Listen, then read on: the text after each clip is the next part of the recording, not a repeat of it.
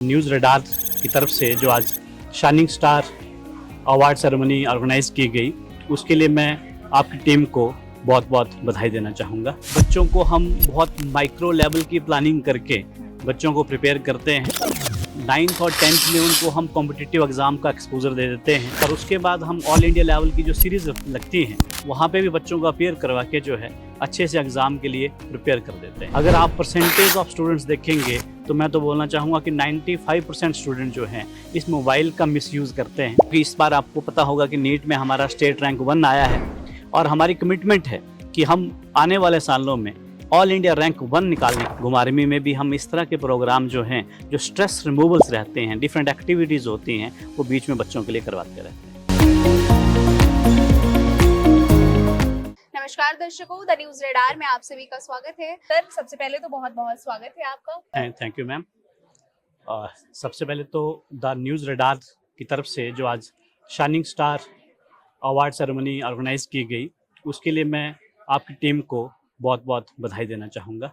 जी sir, धन्यवाद sir. Sir, जैसे कि आपने अभी नया ब्रांच भी धर्मशाला में खोला हुआ है, सर किस तरीके से आप बच्चों को प्रिपेयर करते हैं नीट जेई के लिए? देखिए, मिनरल स्टडी सर्कल में हम कोचिंग प्रोवाइड करते हैं जेई, नीट, सीयूटी और एनडीए के लिए। अच्छा। तो ये हम 2014 से घुमारवी में ये कोचिंग प्रोवाइड कर रहे हैं और अब तक 300 प्लस बच्चे जो हैं हमारे एमबीबीएस के लिए सिलेक्ट हो चुके हैं। अच्छा। और 250 प्लस बच्चे जो हैं वो आईआईटीज़ और एनआईटीज़ में सिलेक्ट हुए हैं। अभी पिछले साल ही हमने इसी वर्ष से, इसी सेशन से हमने धर्मशाला में भी सेम कोर्सेज में कोचिंग प्रोवाइड करने के लिए सेंटर जो है स्टार्ट किया है। अच्छा, तो सर आप किस तरीके से बच्चों को तैयार करते हैं कि आपके ही मिनर्वा सर्कल से या स्टेट में बच्चे ने टॉप किया है, तो सर किस तरीके से आप उन्हें प्रिपेयर करते हैं? देखिए, जो बच्चा हमारा स्टेट टॉपर रहा है आवर ठाकर, उसकी तो प्रेपरेशन हमने 9th क्लास से ही स्टार्ट कर दी थी अलॉन्ग विद द स्कूलिंग। तो बच्चों को हम बहुत माइक्रो लेवल की प्लानिंग करके बच्चों को प्रिपेयर करते हैं। 9th और 10th में उनको हम कॉम्पिटिटिव एग्ज़ाम का एक्सपोजर दे देते हैं।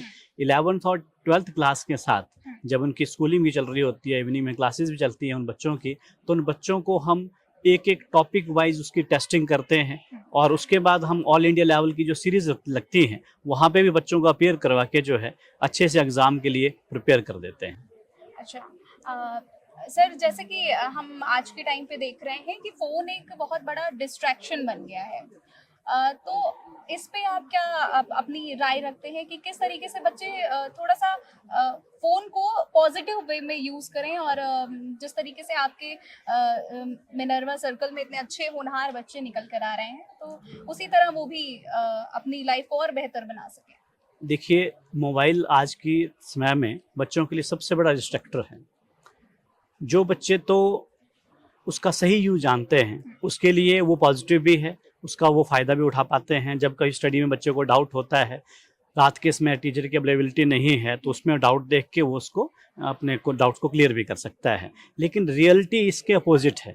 अगर आप परसेंटेज ऑफ स्टूडेंट्स देखेंगे तो मैं तो बोलना चाहूँगा कि 95% स्टूडेंट जो हैं इस मोबाइल का मिसयूज़ करते हैं।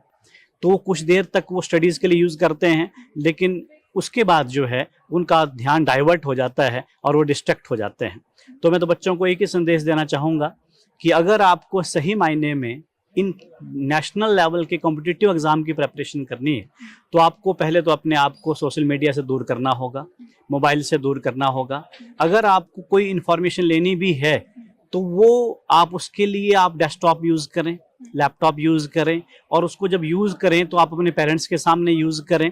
और जब आप अकेले पढ़ने बैठते हैं तो मोबाइल और कोई भी इलेक्ट्रॉनिक गैजेट ये आप लोगों के पास नहीं होनी चाहिए। यही सबसे पॉजिटिव एस्पेक्ट जो है बच्चों को आगे बढ़ा सकता है। अच्छा, तो सर अभी तक आपके साथ कितनी फैकल्टी काम कर रही है?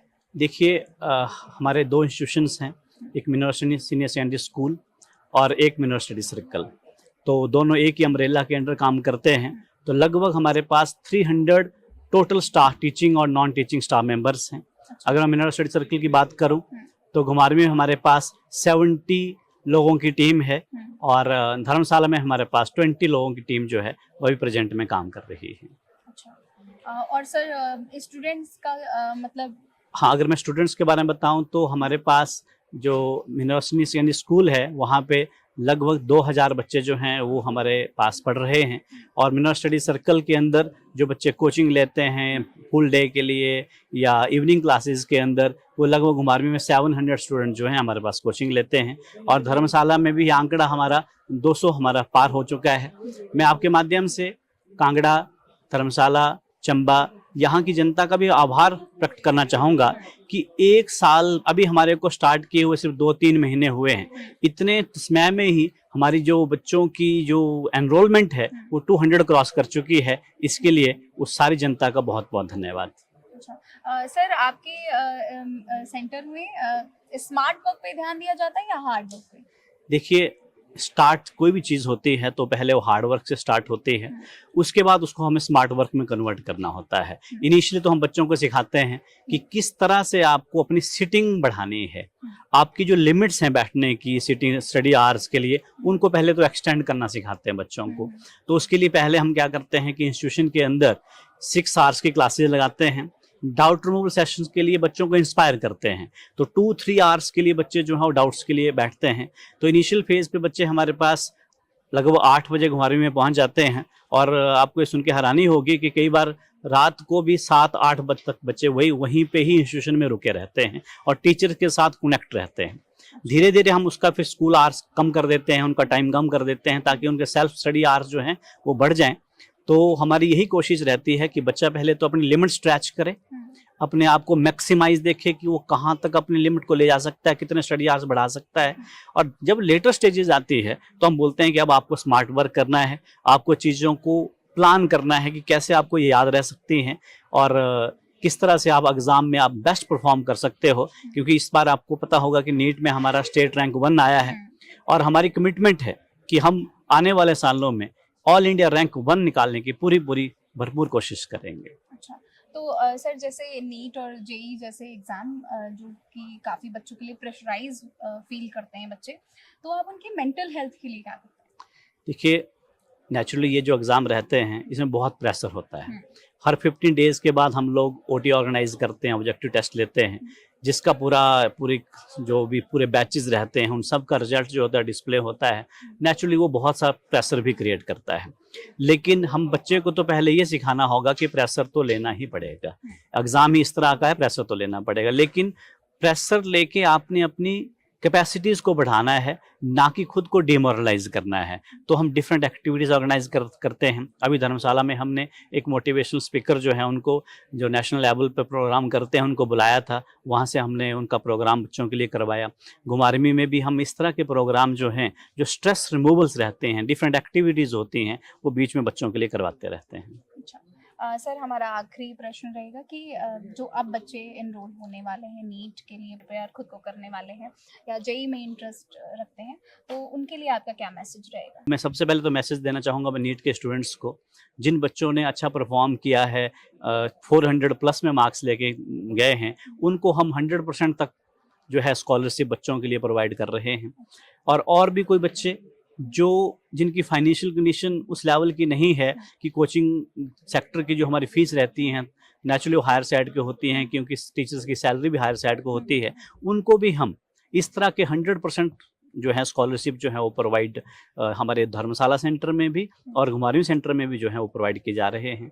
इवन बोर्ड में जिन बच्चों ने एक्सेल किया है, 90% से ऊपर मार्क्स लिए हैं, 95% से ऊपर मार्क्स लिए हैं, उन बच्चों के लिए भी हमने स्कॉलरशिप स्कीम जेई और नीट दोनों कोर्सेज के लिए जो है वो दोनों ही सेंटर्स में स्टार्ट की है।